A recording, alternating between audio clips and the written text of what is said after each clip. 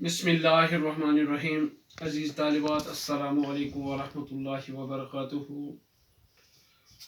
اسے غزل ہم نے اختتام کو پہنچایا. اب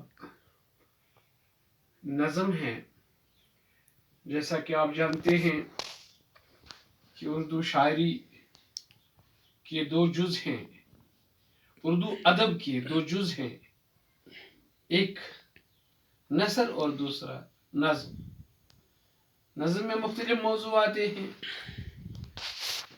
جیسے غزل ہے، رباعی ہے، مثنوی ہے، قصیدہ ہے، مسدس ہے، حمد ہے، نعت ہے، منقبت ہے، اور غزل کے مقابلے میں جو صنف ہے وہ ہے نظم. نظم شاعری کی وہ شکل ہے جس میں کوئی قصہ، کوئی واقعہ، کوئی تجربہ یا کوئی خیال تسلسل کے ساتھ پیش کیا جاتا ہے. انہیں نظم کا ایک ہی موضوع ہوتا ہے، جبکہ غزل کا ہر شعر جدا گانا ہوتا ہے. نظم کے لغوی معنی پرونا اور یکجا کرنے کے ہیں. یوں تو ہر کلام موضوع کو نظم کہا جاتا ہے، لیکن ادبی اصطلاح میں نظم سے مراد وہ شاعری صنف ہے جس میں کسی موضوع پر ربط و تسلسل کے ساتھ اظہار خیال کیا گیا ہو، جس کے پڑھنے کے بعد اس کے موضوع کی ابتدا، ارتقاء اور نقطۂ عروج واضح طور پر سامنے آ جائے. جب نئے خیالات عام ہوئے تو اردو نظم کے روایتی اسالیب میں بھی تبدیلی لانا ضروری سمجھا گیا. اس طرح نظم جدید کا آغاز ہوا. موضوع کے اعتبار سے نظم جدید جس نظم کو کہا جاتا ہے جس میں نئے نئے موضوعات پر نظمیں لکھی جائے، جدید رجحانات کو شاعری کا جامہ پہنایا جائے، داخلی کیفیات، خارجی واقعات، مناظر قدرت، فطرتی احساسات و محسوسات، وطنیات و قومیات، انسانی رجحانات اور عصری میلادات کو بیان کیا جائے. گزشتہ 100 برس کا زمانہ جدید نظم کی ارتقاء کا زمانہ کہا جاتا ہے. جدید نظم کے بانی نذیر اکبر آبادی کہلاتے ہیں.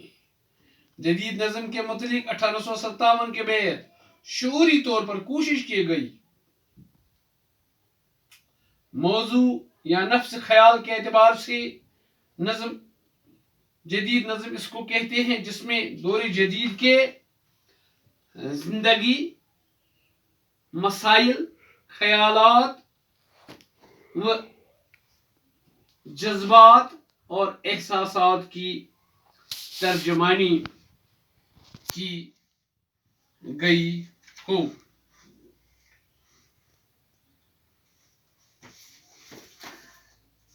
فنی ساخت کے اعتبار سے نظم جدید وہ نظم ہے جس میں شاعر پرانے ضابطے کی پابندی چھوڑ کر نئی اچھوتی حیت میں اپنے تجربات اور خیالات کو ربط اور تسلسل کے ساتھ پیش کرے.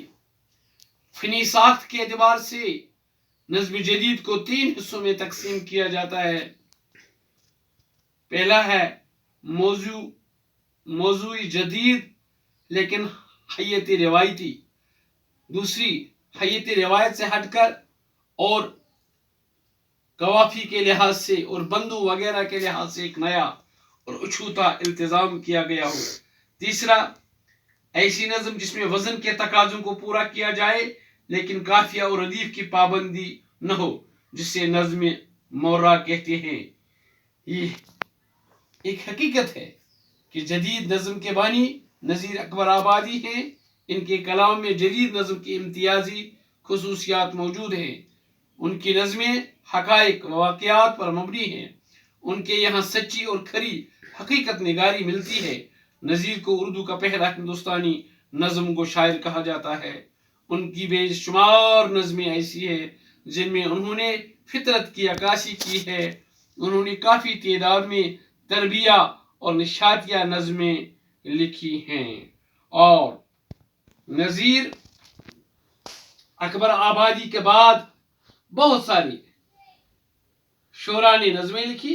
جوش ملے آبادی، حفیظ جلندری، ساگر نظامی، سمیاب اکبر آبادی، احسان دانش، اور ان کے بعد عظمت اللہ خان، اختر شیرانی، عبد الرحمن بجنوری، ڈاکٹر تاثیر، تصدق حسین خالد مشہور نظم گو شاعروں میں ہیں. آگے چل کر اقبال، جوش، مجاز، کیفی، فیض، جذبی، سردار جعفری، مخدوم مہدین، جانثار اختر اور ساحر لدھیانوی. اس دور کے بعد نونوی مراشد، میرانجی، اختر الایمان قابل ذکر نظم گو شعراء ہیں. 1947 کے بعد ہندوستان اور پاکستان کی زندگی کو نئی تبدیلیوں کا سامنا کرنا پڑا. نئے مسائل سامنے آئے اور کہیں کہیں نئی باتوں سے پردہ اٹھ گیا. اس کا اثر نظم پر بھی پڑا. نئے شعراء نے ماضی کے بعض رجحانات اور روایات سے انحراف کر کے نظم میں نت نئے تجربے کیے.